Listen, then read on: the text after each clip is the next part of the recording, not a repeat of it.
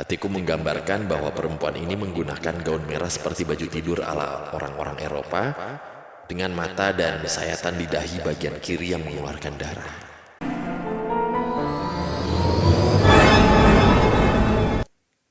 Assalamualaikum warahmatullahi wabarakatuh. Shalom, Om Swastiastu. Namo Buddhaya. Salam kebajikan. Selamat datang kembali di YouTube channelnya PMK. Ya, kembali lagi dengan kita bersatu di sini ya. Berdua dong. Oh tidak. Malah kalau bertiga itu tiga, berdua itu dua, bersatu itu tak terhingga, Pak. Wih, keren. Bersatu itu tak terhingga, guys. Ya, sama seperti saya dan teman klon itu kata-kata Faiz saya kemarin. Saya dikasih nasihat sama beliau gitu ya.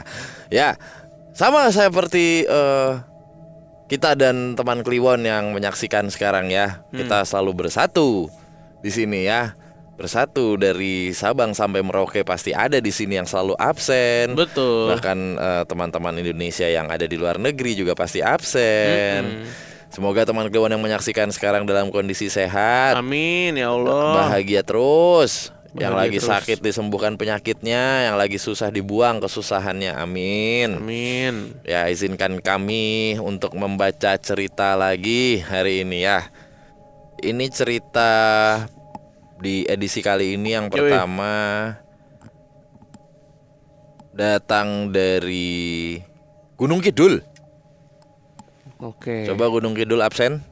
Yang sekarang sama kayak di Bali ya. Banyak kan resort, bukan resort, kafe-kafe di tebing-tebing gitu kayak di Uluwatu. Oke. Karena landscape-nya mirip tuh ya. Betul. Halo Bang Bimo dan Bang Danu, gimana kabarnya Bang? Moga-moga sehat selalu dan dilimpah rezeki sampai bingung gimana habisinnya. Wah, amin. Ya ampun, amin. Berbalik doa baiknya sama orang-orang yang mendoakan seperti ini ya. Amin, amin, amin. Amin ya Allah. Sebelumnya perkenalkan aku R, mahasiswa semester akhir asal Jogja lantai 2 alias Gunung Kidul. Mungkin perkenalannya sudah cukup, kita langsung ke cerita. Ceritaku ini berlatar belakang ketika aku dan tentunya kelompokku sedang melaksanakan KKN di daerahku sendiri yaitu Gunung Kidul.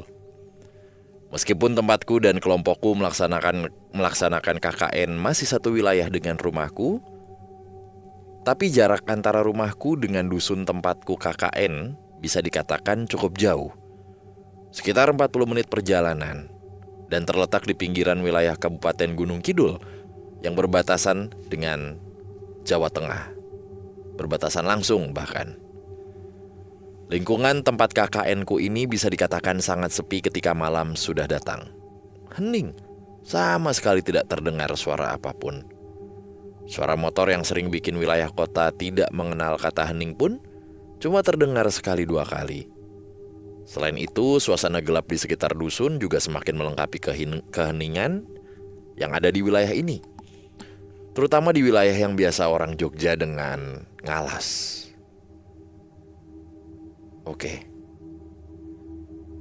Kami, seperti mahasiswa lainnya yang akan melaksanakan KKN, tentu saja sempat dihantui kecemasan mengenai kisah mistis yang sering berseliweran di media sosial yang berkaitan dengan KKN.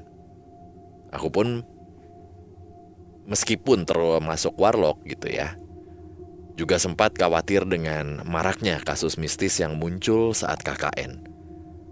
Bahkan saking khawatirnya, aku sempat bertanya dengan seorang ahli spiritual yang aku kenal mengenai tindakan pertama yang harus dilakukan saat ada orang kesurupan. Pada pelaksanaan KKN, aku dan kelompokku tinggal di rumah Bapak Dukuh bersama dengan keluarganya. Rumah Bapak Dukuh ini masih berupa rumah tradisional limasan yang memiliki ruang tamu yang sangat luas yang dikelilingi oleh kamar-kamar yang kami gunakan untuk tidur, beristirahat, dan terkhusus buat cewek tiktokan. Aku bukanlah seseorang yang suka berbagi kamar dengan orang lain dan dengan keramaian, termasuk pada saat KKN. Gara-gara sifatku ini, aku lebih sering tidur di ruang tengah termasuk mengerjakan tugas-tugas dan laporan KKN saat anggota kelompok lain dan keluarga Bapak Dukuh sudah menikmati mimpi. Kisah horor pertama terjadi saat aku melakukan kegiatanku seperti biasa pada malam hari saat semua anggota rumah sudah terlelap. Aku yang beradu pandang dengan layar laptopku merasa ada yang aneh di pojok kananku, yang kebetulan merupakan salah satu sudut ruang tengah ini. Ekor mataku saat itu seperti memberikan kode bahwa ada barang yang bergerak di sebelah kananku tepat di sudut ruangan ini. Kebetulan di sudut ruang ini kami menaruh barang-barang kami, termasuk helm yang kami gunakan saat harus berpergian mempersiapkan program kerja KKN.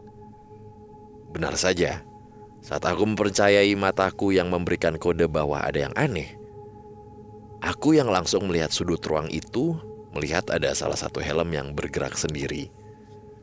Bagian kaca helm terangkat ke atas, kemudian berganti dengan bagian belakang helm. Gerakan helm yang bergerak secara misterius ini mirip seperti gerakan jungkat-jungkit saat salah satu naik, sisi lainnya akan turun. Aku yang sempat memperhatikan selama beberapa menit akhirnya mengambil gawaiku yang jadi satu-satunya temanku saat mengerjakan tugas KKN. Aku berniat untuk merekam kejadian itu. Namun, saat gawaiku aku angkat, tiba-tiba gerakan helm tersebut berhenti. Melihat gerakan helm yang tiba-tiba berhenti, aku dengan pelan melangkah dan hendak mengangkat helm tersebut. Barangkali ada kodok yang terjebak di dalam helm itu. Pikirku saat itulah, karena memang seringkali ada kodok yang masuk rumah sih. Hasilnya, nggak ada apapun di dalam helm yang tadi bergerak itu. Nggak puas, aku melanjutkan pencarian kodok ini dengan memindahkan beberapa barang termasuk ring light dan kardus untuk memastikan. Hasilnya juga nihil, nggak ada apapun di sana. Aneh sekali pikirku. Aku pun pada akhirnya menyimpulkan bahwa mungkin ini ucapan selamat datang dari sosok yang gak terlihat mata kepada kelompokku, atau malah hanya kepadaku, meskipun sudah lebih dari 1 minggu kami ada di sini. Akhirnya, aku pun kembali ke tempat dudukku sembari mengarahkan mataku ke sudut tadi. Ini pakai bahasa Jawa, tapi saya langsung translate aja, izin. Intinya kalau mau kenalan, sekalian ring lightnya digerakin. Geleng-geleng kayak lagu Project Pop gitu. Ya, atau dia pokoknya kayak gitulah. Kalau mau kenalan, sekalian ring lightnya digerakin, geleng-geleng lah tuh kayak lagu Project Pop, intinya kayak gitu. Aku ngebatin seperti itu. Alih-alih bergerak nih, gak ada satupun atau apapun yang terjadi. Bahkan sampai aku mengistirahatkan laptopku dan tentunya fisikku juga. Besok malamnya, 1 hari setelah kejadian itu, adalah malam yang kami harap kami bisa tidur jauh lebih pulas daripada biasanya. Karena kami sangat lelah setelah melaksanakan banyak proker. Kami bergiliran mandi untuk mandi sebelum beristirahat. Ada 11 orang di rumah ini, termasuk 3 dari keluarga Bapak Duku. Karena hanya ada 1 kamar mandi dan kebetulan hanya ada 1 kamar. Oh sorry, nih 2 double nih dia nih. Intinya cuman 1 kamar mandi. Akhirnya kami saling bergiliran untuk mandi. Aku sebagai mahasiswa paling tua di kelompok ini, karena semua anggota kelompok adalah adik tingkatku, berinisiatif buat mandi terakhir sejak awal KKN. Selain mengalah, aku juga malas kalau harus ribut-ribut siapa dulu yang harus mandi. Biasanya aku mendapatkan jam mandi pukul 8 malam, tepat setelah makan malam. Kamar mandi Bapak Dukuh ini terletak di luar rumah, yang langsung dikelilingi pekarangan dan alas yang sangat gelap. Bahkan tempat biasa aku dan seluruh isi rumah menjemur, itu langsung menghadap pekarangan belakang rumah. Dan ngalas atau hutan atau ya alas gitulah ya. Bukan alas ini nih teman-teman yang mungkin belum paham gitu ya. Yang sama sekali tidak ada penerangan. Singkat cerita, aku pun selesai mandi. Saat akan keluar kamar mandi, tiba-tiba hatiku merasa gak enak. Aku tiba-tiba terbayang ada sosok perempuan yang tengah menungguku dan menyambutku di pekarangan belakang rumah, tepat di dekat tempat menjemur. Dan jika aku mau langsung menjemur handuk setelah mandi, sudah pasti aku bertemu dengannya. Hatiku saat itu memintaku waspada. Hatiku menggambarkan bahwa perempuan ini menggunakan gaun merah seperti baju tidur ala orang-orang Eropa, dengan mata dan sayatan di dahi bagian kiri yang mengeluarkan darah. Sebenarnya wajahnya cukup manis, tapi rohnya menampakkan wujud yang buatku terlewat mengerikan. Terutama saat itu aku sedang lelah. Aku pun mengumpat di dalam hati. Alah asu, lagi kesel iki, rasa neko-neko. Nek wujudmu apik, ayu, ora masalah. Nah intinya saya terjemahin lagi. Anjir lah, baru capek nih gua. Gak usah aneh-aneh. Kalau wujud lo bengis, bagus, cantik, gak masalah. Lah wajah lo aja bikin males, udah pergi deh. Gitu. Gua mau ngejemur nih, terus istirahat. Setelah umpatanku di dalam hati tersebut, tiba-tiba ada rasa yang mengatakan bahwa dia sudah pergi. Jadi ini masih dirasa nih teman Kliwon ya. Saat aku membuka pintu kamar mandi, tentu saja dengan sudah menggunakan pakaian, aku melihat ke arah jemuran dan pekarangan belakang rumah. Perempuan itu tidak ada di sana. Lantas apakah cerita horor ini selesai di sini? Tentu saja tidak.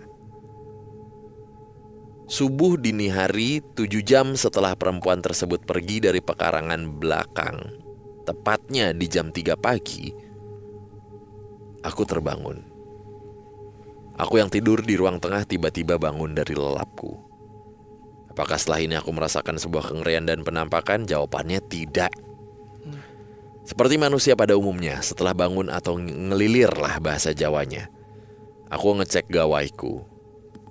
Ada banyak telepon tidak terangkat dari beberapa anggota kelompokku yang salah satunya merupakan teman yang seharusnya berbagi kamar denganku. Ada yang nulis nih teman sekamarku seperti ini nih. Sini ke kamar, aku takut. Aku pun langsung masuk ke kamar dan di kasur temanku pun bercerita. Dan aku memintanya untuk bercerita dengan nada yang pelan. Jadi pada malam itu sekitar jam 1 malam, 2 jam sebelum aku bangun, dia dan beberapa kelompok mengalami kejadian yang mengerikan. Mereka semua ada di kamar, hanya aku dan Bapak Dukuh yang terlelap di ruang tengah. Di malam itu dia dan beberapa anggota kelompok mendengar bahwa salah satu pintu masuk rumah digedor dengan kencang. Bahkan gedoran tersebut seperti gedoran orang yang mengamuk dan memukul pintu. Gedoran ini terjadi berkali-kali dan dalam waktu yang cukup lama. Anehnya, aku dan mungkin Pak Dukuh beserta keluarganya tidur dengan lelap di ruang tengah. Dan aku terlelap di tengah suara gedoran yang kencang tersebut. Aku tidak mendengar apapun, dan mungkin juga Bapak Dukuh sekeluarga. Saat gedoran tersebut terus menggelegar, kata temanku tiba-tiba banyak suara ayam jago yang berkokok. Yang membuat suasana makin mengerikan. Kata temanku, bukan hanya satu ayam jago saja, tapi banyak jago yang saling bersautan berkokok pada malam itu. Mereka pun berusaha menelponku agar aku terbangun dan segera pindah ke kamar. Tapi hasilnya jelas nihil. Mode silent di gawaiku selalu berada pada posisi on. Gedoran tersebut berhenti setelah mereka mencoba berkali-kali meneleponku. Mereka berharap gangguan itu selesai, tapi ternyata tidak. Setelah gedoran tersebut selesai, mereka mendengar bahwa ada perempuan yang menangis di area pelataran rumah.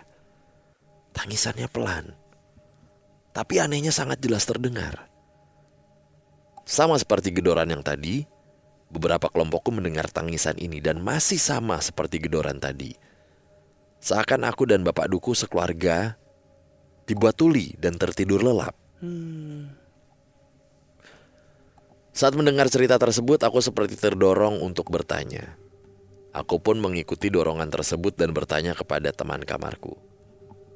Cewek, arah suara menangisnya dari pelataran rumah bagian selatan yang biasanya dipakai buat nongkrong, tanyaku.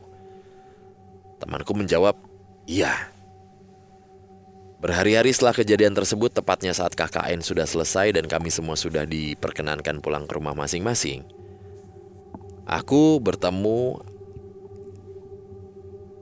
menemui kenalan aku lah. Dan menceritakan semua yang terjadi, intinya kayak gitu. Itu perempuan yang kamu usir, mungkin dia sakit hati dengan kamu. Jelas kenalanku begitu. Untung aja nyalinya dia, sosok perempuan gaun merah itu kecil. Jadi gak nakut-nakutin berkali-kali. Lanjutnya, memang benar ucapanku. Malam yang mencekam itu menjadi satu-satunya malam horor selama KKN. Setelah itu berjalan seperti biasa, tidak ada gangguan. Kamu gak bisa dengar karena emang targetnya bukan kamu. Udah males kali dia sama kamu. Lanjutnya sambil ketawa. Ya udah, gak apa-apa. Sekali-kali nyakitin hati sosok yang gak kelihatan. Toh dia gak peduli sama kamu yang lagi capek kan? Santai, katanya gitu. Oh ya, soal gerakan helm tersebut hingga sekarang masih menjadi misteri. Kenalanku tersebut memang mengatakan bahwa itu gangguan, tapi dia seakan menolak memberitahu siapakah yang mengganggu. Apakah gangguan itu dari sosok perempuan tersebut, ataukah ada sosok lain yang mungkin lebih kuat dan lebih menakutkan? Hingga kenalanku harus tutup mulut. Hingga sekarang hanya kenalanku dan Tuhan yang tahu. Sekian deh Bang Bimo dan Bang Danu, maaf jika terlalu panjang dan terlalu berbelit sama kurang serem. Terima kasihku. Terima kasih. Terima kasih. Kiriman cerita dari teman Kliwon yang inisialnya R. mahasiswa akhir asal Jogja lantai 2 alias Gunung Kidul. Ya. Itu ada istilah gitu ya? Gue baru Jogja denger lantai ini. 2 ya? Mungkin tinggi kali ya. Iya, lucu juga tuh ya. Kalau misalkan Bogor itu berarti apa? Jakarta lantai 2? Enggak ya? Ya nggak juga lah, yang masih Udah beda administratif Iya. ya. Iya lucu juga tuh. Lantai 2 karena dia agak di atas. mungkin dia udah kesel sama lu, makanya lu nggak jadi target. Nah sama kayak kita ini kayaknya. Yang jadi target kan Dencil ya. Iya, kena Dencil. Tapi Iya. Gibran kagak, Bro. Kan Gibran part sama kita bertiga. Iya. Pendengar ya, banyak banget teman Kliwon tuh yang suka ngirim testimoni. Iya kan? Kita post tuh kemarin di Instagram. Dan kalau teman-teman lihat di kolom komen juga banyak tuh yang iya nih gue udah 2 minggu maraton biasanya terus berhenti gara-gara begini.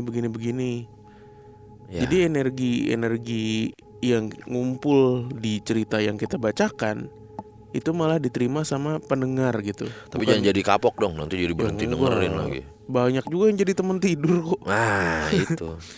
Berarti emang bervariasi aja ininya apa responnya gitu. Tapi menurut saya ya, di saat ada gedor-gedor gini, ini kan kalian bersebelas nih ya. Iya. Ya bersebelas Satu ya. kelompok lah. Satu nih. kelompok nih bersebelas nih.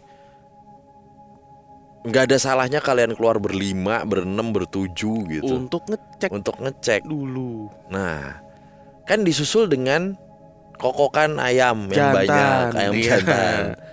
Siapa tahu maling minta tolong. Disergap. Maling kikuk gimana sih maling kikuk? Maling minta tolong karena di Uber ayam. Nah itu Nah, bayangin dah. kita nggak tahu. Pas mau nyolong satu ayam, Yang lain standby. apa nih bang? Gitu. Gitu kan. Terus kabur lari-lari dikejar-kejar tuh sama ayam-ayam yang lain. Gedor-gedor, duar. Tapi ini bisa jadi masalah sih. Kenapa? Ketika dibuka, misalnya memang itu benar terjadi, gue takutnya bukan dikira maling, padahal dia maling. Dikiranya? Latah. Karena banyak ayam-ayam. Pak kenapa pak? Ayam gitu. Udah ben onsu ente. Kenapa? Ya itu ayam. Oh iya benar. Geprek juga nih gitu. Korelasinya ayam berkokok dengan makhluk tak kasat mata tuh memang ada sih ya. Ya biasanya antara ayam atau kucing. Tapi kan ayamnya bukan ayam kokok nih. Ayam kecil-kecil biasanya. Biasanya ya pitik ya. Nah Apa? di rumah gue juga ayam jam 2 pagi berkokok pak. Iya sekarang pada late kokok. Buta map. Iya. Bukan late dong, early. Early sorry. Iya. Early kokok. Kadang gue jam 1 ya setengah 2 Seenak dia kok. Seenak dia bunyinya. sekarang. Kita sering kok abis take podcast misalnya ya jam-jam segini nih, jam 1. Ada kok. Iya. Berbuta map. Udah malas juga kali. Udahlah. Kalau udah canggih-canggih gawainya. Tuh gawai. Iya. Ini gawaiku. Ngomong gadget gawai kan. Udah canggih-canggih gawainya udah nggak butuh gua. Suka-suka gua lah sekarang. Gua bertahun-tahun dari zaman kapan juga. Dari zaman Nabi bahkan. Dari zaman siapa tuh? Sangkuriang ya? Kok Sangkuriang? Dari zaman dulu lah, dari zaman Bondowoso. di kitab suci kita masing-masing kan ada ayam berkokok gitu. Makin kesini makin modern lah. Ya sudah lah gitu. Tapi katanya ayam berkokok itu bukan karena pagi tapi karena cahaya yang ditimbulkan Betul. sama matahari. Nah dulu belum ada lampu kayak sekarang. Nah, Sekarang lampunya udah pada HID, LED. nah. Jadi dia udah makin siwer, nggak bisa bedain nih. Bisa, Iya kan? iya, Makanya kayak bunyi gitu. seenak jidat. Iya. Akhirnya. Iya kan? Malah sekarang gue tuh kasihan sama ayam. Kenapa? Sekarang Otaknya kecil. kesinggung. Kok kesinggung? Iya jadi ayam yang pencet-pencet gitu. Oh. Ya kan? Mainan bocah. Mainan chicken yang Iya. yang dipencet yang ayam kuning itu loh. Tapi emang ayam tuh blow on, bro. Lu pernah nggak bawa motor nih? Ayam mau nyebrang. Set, udah mau sampai ujung jalan nih. Tinggal set gitu nyampe. Dikit lagi. Gara-gara ada motor dia balik lagi nggak jadi nyebrang. Loh itu bukan ayam doang, kucing juga banyak begitu. Kalau kucing biasanya bablas. Biasanya. Ini ayam pasti begitu kagak diterusin nyebrangnya, balik lagi dia. Sebenarnya sama kayak manusia. Ya emang? Kejadian tabrakan itu kan rata-rata bukan dia bablas, tapi karena dia ragu, Iya. balik yang Tabrak. jadi antara dia atau si pengendara yang udah ngerem mendadak. Kalau mobil jadi terbalik mungkin, kalau motor jadi Nyerosot biasanya. Yang keren dan gentle menurut gua tikus. Oh udah Terima aja, lindes aja gitu. Iya agree. Tikus gentle. Kita sepakat untuk hal itu. Gentle, Tapi ada lagi yang menurut gua nggak gentle tapi apes banget. Kodok. Kodok kan lompat ya. Dilalahnya lompat tuh zat gitu kayak. Iya. Ya ilah bang. Tapi kasus kematian kodok di jalan itu 1/sekian lah. Banyak Jarang, apalagi Ya lebih banyak tikus sih. Tapi di komplek gua yang lebih banyak lindes malah biawak. Nggak apa-apa. Di tol itu krukut. Itu kan kasihan. Udah 3 kali gua lihat Itu biawak kan bro. korban Dari gusuran. wah itu Kan tempat mereka digusur pak. itu Mau benar. kemana lagi mereka? Ayo. Siapa yang Ayo, memfasilitasi? Ayo. Ayo. Yang memfasilitasi mereka siapa? Nggak salah mereka masuk rumah Gimana warga. Ya. Tolong dong pengembang tol nih. Pas saya DM-nya kali orang ini. Ngonten mulu sekarang. Dah. Takut saya. Ya. Ya, itu Jadi tadi cerita. sosoknya tapi belum tahu juga ini yang di depan, dan orangnya si Mas atau Mbak ini juga Dia masih pakai merasa apa kan. sih ya? Bukan vision malah ya, feeling ya. Feeling. Dia nggak ngelihat langsung dan teman-temannya juga nggak sempat memvalidasi apa yang dia lihat gitu. Nah, Jadi semua dari feelingnya dia aja. betul.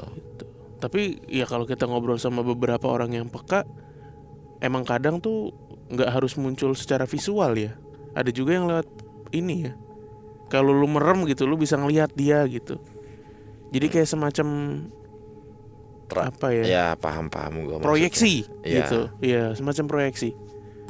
Ya wis kayak gitu ya. Kita ketemu berikutnya. Apa ya? Di cerita video berikutnya. berikutnya ya. Jangan lupa di like dulu, guys. Terima kasih.